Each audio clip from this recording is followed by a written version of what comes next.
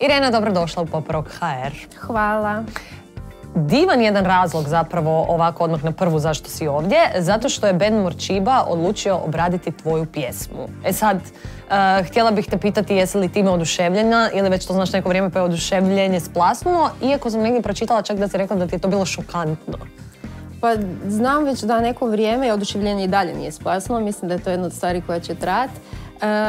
Ali da, znam jedno od prilike godinu dana da bi se tako nešto moglo dogoditi i definitivno mislim da to kad sam prvi put čula snimku, kad sam shvatila da su to stvarno snimili i napravili, onda je bilo kao čudno je, neobično je, s druge strane si ekstremno uzbuđen, a opet je jako, jako neobično jer neko drugi radi verziju tvoje pjesme. Tako. Pjesme The Moon? Tako je. A kako to da su baš nju odabrali? Pa u biti to je bila pjesma, izlazna pjesma za moj drugi album Haze, koji je izašao 2017. I taman u to neko vrijeme sam ja prvi put došla u kontakt s njima. I ta pjesma se dosta svidjela Rosu, koji je jedan od osnivača Morčibe, te mislim da je ispuštao velik broj puta i na kraju u biti on bio taj koji je inicirao obradu.